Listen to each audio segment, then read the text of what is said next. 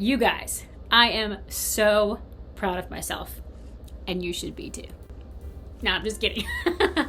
I have been working so hard to finish up my works in progress so that I can move on to new projects that I have in the back of my mind, stored in my yarn closet, waiting for me to get to them. So let's talk about what I have been successfully completing.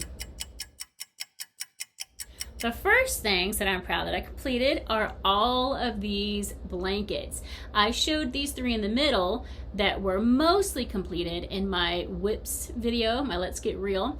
And I showed the yarn for this one here, I'm calling it my cupcake blanket, and this one here, which is my romantic Dollar Tree blanket.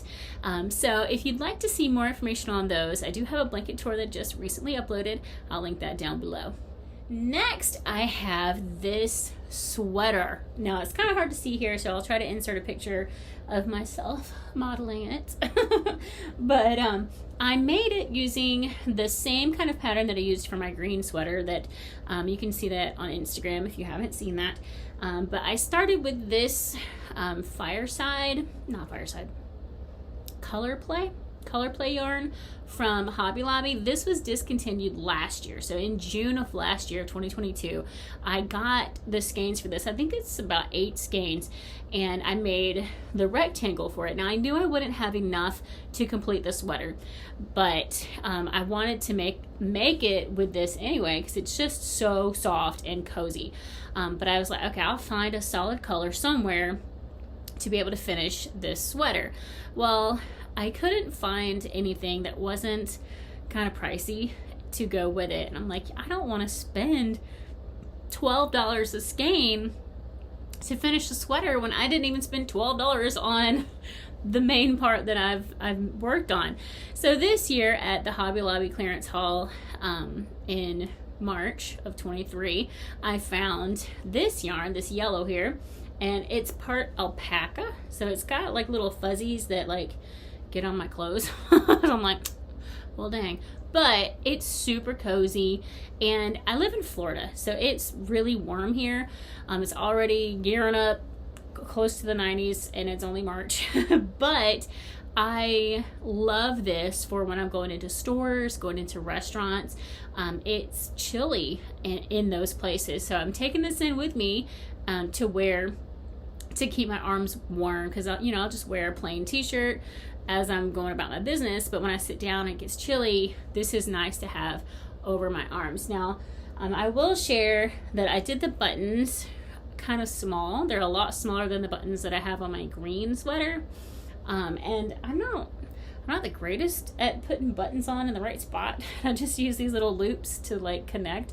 And so I'm not super happy with how the buttons are put on there, but it does the job well enough. And it's only my second sweater. So I did the best I could, and it does what I need it to do. Next, I'd like to share another sweater that I've made.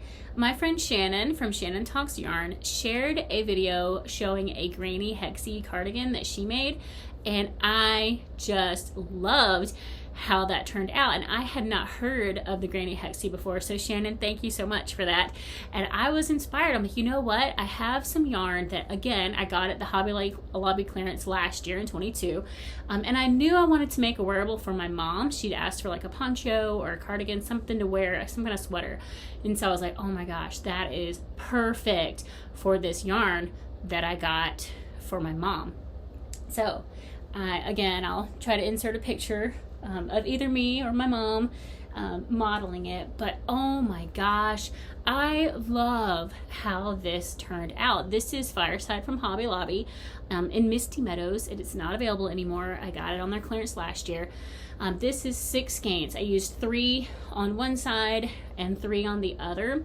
And what I really love about this is the arms. Now, a lot of the patterns I saw online just had the wide open arm, but I wanted a cuff. So I found a tutorial that showed how to make this cuff. I'll link that down below as well. And I actually added on to the sleeve. It was only about this long when I got finished making the panels, so I added on a few more rows to make the sleeve a little longer, and then did the cuff. And I just adore how this came out. Oh my gosh, it is so cozy and comfy. And the granny stitches, they do have holes, but because this yarn has somewhat of a halo on it, it kind of fills in the gaps there, and you don't feel like wind blowing through when you're wearing it, but it's got enough breathability that it's not too hot, which is great for where we live or where we are. So I love how this came out, and I will be making more hexagon cardigans. Like last year, I felt like was the year of the bags. Like usually I'm a blanket person. Last year was the year of the bags. This year is the year of the sweaters. I don't know. So I have just been inspired to make these. This is my third sweater. I've already made 3 sweaters. Can you believe that? Like crazy. But anyhow, this border here is Bernat velvet yarn. I did not quite finish it off because my mom, I've been working on it today. When she gets home today from work, I'm going to ask her to try it on, make sure she likes how long it is, how wide the front part is that goes around, you know, here, to make sure that she likes it, to see if she wants me to add on pockets, like just kind of customize it to her. I did add some rows along the bottom to make it a little longer, and then of course around the neck part, around the collar. What's that called? Is it called the collar? I don't know, where it goes up and around. Yeah. So anyway, I found this velvet yarn at Ollie's, and there was only one, and I bought just the one, and I was like, I don't really know what I'm going to do with just one skein of the velvet yarn, but I did have in the back of my mind to work on amigurumi, so I was like, well, maybe I can use it for that. But then when I made this sweater, when I initially bought this yarn, I had picked up a different yarn to make the cuffs with and stuff, but I found this velvet in my stash and I liked the way it went better, so I was like, I'm gonna use that one instead. So I'm really in love with this sweater, and I really hope my mom enjoys it and gets some good use out of it. The next thing on my list of things that I've completed and that I am super proud to check off my list is this bag, this Christmas bag. It has a lining that has flamingos and peppermints, and it just was very Florida to me. So I love the colors. I don't usually do red. I'm not a red person. If you've watched my channel for any length of time, you might have heard me say that you know, I'm kind of loud, kind of have a big personality all by myself. I don't need the color red to help me be any more aggressive than I am in real life. I don't mean to be, but sometimes my personality can just be a lot for people. So around Christmas time is about the only time that red is kind of okay with me. I kind of like enjoy red because, you know, Santa's red. I can't help that, you know. So you know, a lot of Christmas things are red and they're beautiful and it's okay. So when I found this fabric, it was just like one of those like loose fabrics that was kind of like the end of the bolts, you know, marked down. They were just trying to get rid of it. I loved the pattern. It has the little green spearmints, has some ornaments with flamingos with little reindeer ears on them, reindeer antlers, but I almost said horns. It's not a cow, it's a deer. Reindeer antlers. And so I just thought it was adorable. Little palm trees that have like candy stick trunks. I loved it. So I made a granny stitch square with just some colors that coordinated with that. And made the side up in green. This is from Hobby Lobby. This is the Crafter's Secret Big Idea in green. Now, in the last bag I made individual granny squares that I lined up here. In this one, I just made one long granny panel that I connected there. And I liked how that worked out. It worked out fine. Now, the reason this was in my works in progress is because the handles I kind of get caught up on the handles and I'm like, ugh, seems like a slow stitch, because I like to use the thermal stitch because it doesn't stretch too much. It's real sturdy, but for me it's kind of a slow going stitch. But this time when I did it, this is my like second or third time using this stitch for handles on a bag, and it kind of moved along faster because I've kind of practiced the stitch a little more. So I was like, okay, it wasn't so bad. I did experiment with other ways to make handles using some like macrame rope that I had, and it just wasn't working. I'm like, just make the handles, Erica. Just do the thermal stitch and finish the handles. And I did, and it wasn't that bad. So I'm really enjoying using it right now. I'm using it to hold some of my color pulling yarn that I've got to practice color pulling or to see if it will color pull. So I'm excited for that. So if you're watching my color pull activities, stay tuned. There are more videos coming. I just want to see how many yarns I can find to color pull and show you guys how to color pull. So stay tuned for that. Next up, I have my leash here from my dog Victoria. In case you didn't know, I had a Boykin Spaniel who we unfortunately had to put down last year in October. It was really hard for us. She was our little baby. But this is her leash, and I want to use it to make a bag. I want the leash to be the handles, and I want to use the clasp to, you know, be like a flap that you clasp. I want to use rope yarn because I want it to be kind of like a little backpack that I make, and I want it to be sturdy. So Premier just had a sale on their ribbon yarn where it was marked down to $2.99 from I believe $6.99. So I was like, let me give that a try. I've never used their ribbon yarn, but I enjoy their worsted yarn. That's what I used on this blanket here. And I enjoy their Serenity Chunky. So I'm like, I'm getting into Premier yarns. I'm like, you know what? Let me give it a try. It's on sale. Now I was going to try to use these like mint colors and then this like light coral color.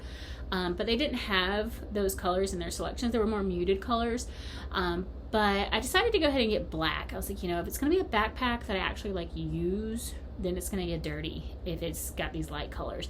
So I decided to just go with black. I like black. My husband says black's my favorite color.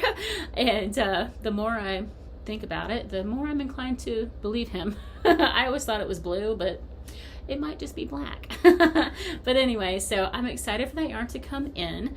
I am trying not to bring in more yarn than what I've planned to bring in already, but that is yarn that I'm bringing in for a specific project that I have on my list to complete, so I'm okay with it. And my birthday's coming up, so I'm like, you know, that's just gonna be part of a birthday present. I'm gonna birthday present to me, yay. So I'm excited for that to come in and to give this bag a try. So if you have a good pattern for a backpack, link that down below so I have some good ideas.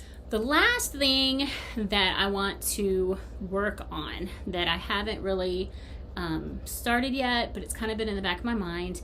I didn't share this on my first video, so we're just kind of going with the flow here. And I'm going to tell you some new things that I want to work on now that I've finished up some of these old things. But I found, come on, Vanna, good girl, come on. But I found these fabrics at Dollar Tree. Look how cute. Love that. It has the watermelons on it, and then it even has the like dark green lines. The dark green lines of a watermelon. Love this pattern, and I had seen one similar to this at Joann Fabrics that had like a black background with watermelons on it that I had been attracted to, but it was kind of a lot more fabric than I needed and more money than I wanted to spend on it, so I kind of passed it up a few times. But then when I found this at Dollar Tree, I was like, oh, I love that, I love it. And so I want to take that and make a bag with it. I haven't decided if I want to do just a watermelon bag or if I want to do a watermelon and lemon bag. Look how cute that is. I thought about I could do, you know, like one half watermelon, the other half lemon, and just have like a cutesy summer vibe bag to use, or if I wanted to have one that's just lemon and just watermelon and find like a solid color to go on the other side to like make the other part of the lining of the bag. So I don't really know yet, haven't decided, but these are on my list of projects that I want to work on next. And lastly, I almost forgot about this one, but Vanna reminded me when she tried to do the bag just a minute ago. This is my Graphgan that I am making for my Uncle Larry. I've never made a Graphgan before. I'm using the corner to corner stitch, and this is on my list of whips that I wanted to or it wasn't a whip yet, but it was an idea with yarn I already had. I was like, I want to use my yarn up, and I have a plan for it already, so let me just use it. But I have a graph here that I made. I drew that up myself. I just numbered along the side here the how many rows it is, and I'm marking as I go the lines that I've completed to help me stay on track, because obviously I can't do the whole thing in one sitting, but I don't want to get off track and forget where I am and mess it all up, because this is a lot of work. But I am getting somewhere with it. Looks like a big old mess right now because it is in the process. But look, you can see the end kind of starting. The end for navy it's getting there. I do have these little craft clips that I got from Dollar Tree, holding my yarn in place so that it doesn't just like flop around everywhere and get all tangled. I've found that in this section I'm having to clip the yarn because it's not carrying well. You can see it through the white. You can see the blue through the white, like really see it. Now up here with these, I can carry the yarn a little and you can't really see them because they're close enough to the same color. But these colors I'm having to snip. So I'm gonna have a million ends to sew in, but I'm happy with how it's coming along. And I do have a background in cross stitching, so like reading the pattern and marking off what I've already done is reminding me of when I used to cross stitch when I was younger. So I'm excited about how that's coming along. I'm glad that I've got it started. I did get to a rough area that has a lot of color changes, and so I'm like, you know what, I'm gonna put it down for a minute and move on to something else that I can, you know, breeze through. It's a little more relaxing, a little more chill. So that's how I got to making my mom's sweater. So I was like, let me just take a minute, I'm gonna get back to that. So, but I am gonna keep working on that because I'm enjoying the process and seeing how it's coming as I get it going. Thanks for hanging out with me, you guys, and remember, it's always time for yarn.